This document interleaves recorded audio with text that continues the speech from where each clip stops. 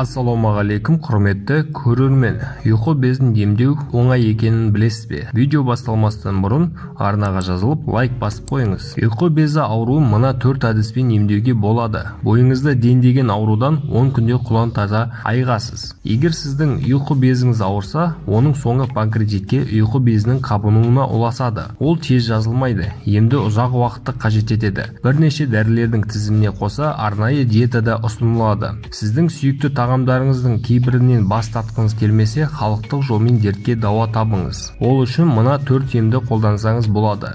Ұйқы безі ауруының белгілері: оң жақ және сол жақ қабырғаның асты ауырады, іш өтеді, іш кеуіп желденеді, жиі кекіру мазалайды, жүрек айниды. Егер сізді осы белгілері мазаласа, уақыт тоздырмай тексеріліңіз. Қажетті ем шараларын жүргізуді кейінге қалдырмаңыз. Егер дәрігерге баруға уақыт таппасаңыз, онда біз ұсынған мына емді жасап көріңіз. Аскөк дәні. Емдік тұнбаны дайындау үшін 1 шай ас қасық аскөк дәнін 200 мл қайнаған суға саласыз. Ыдыстың қақпағын мақтап жауып, тұндырып қойыңыз.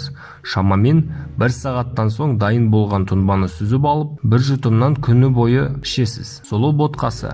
Әжелеріміз ұйқы безін сұлының көмегімен емдегенін біріңіз біліп, біріңіз білмейтін боларсыз. Сұлының қайсы түрі болса да ұйқы безінің шипа болатынын қасиетке ие екендігін дәлелдеген. Ем үшін 1 литр суды отқа қоясыз.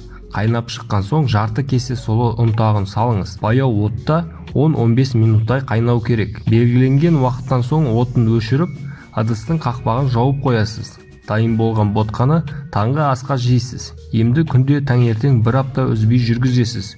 Ескеріңіз, ботқаға май да, тұз да, қант да қосуға болмайды. Лимон мен сарымсақ. Бұл рецепті ұйқы безі ауруына ем болады. Оны дайындау үшін 2-3 дана лимон, 3 бас сарымсақ, 100 грамм ақ желкен қажет. Панкреатиттен біржолата құтылғыңыз келсе, осы емдік қоспаны әзірлеңіз. Алдымен қажетті заттардың бәрін тазалап жуып, блендермен ұсақтайсыз. 1 келке езілген қоспаны шыны ыдысқа салып, тоңазытқышқа қойыңыз. Дайын болған қоспаны тамақтанудан 15 минут бұрын қабылдайсыз. Емді 3 ай жалғастырасыз. 2 ай үзіліс жасап, саулығыңызға қарай емді жалғастырасыз. Қара құмық ұйқы безі ауруына қарсы тұратын қара құмық екенін білесіз бе? Бойыңызды билеген аурудан 10 күнде құлан таза айығасыз. Ол үшін 10 күн бойы айран бұқтырылған қара құмық жеуге әдеттеніңіз. Ботқаны дайындау үшін 1 стақан қара құмық жармасын 0,5 литр кефирге құясыз. Қақпағын жауып түнге қалдырасыз.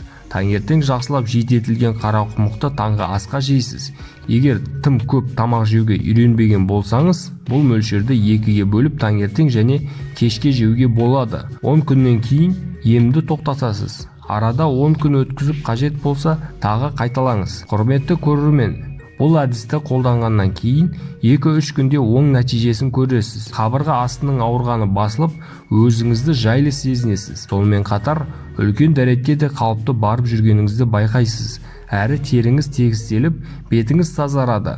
Осынау сұлулыққа ие болғыңыз келсе, бұл әдісті байқап көріңіз. Құрметті көрермен, егер де сізге видео пайдалы болса, лайк басып арнаға жазылыңыз. Біз сіздерге дәрігерлер айтпайтын пайдалы ақпараттармен күнделікті бөлісіп отыратын боламыз.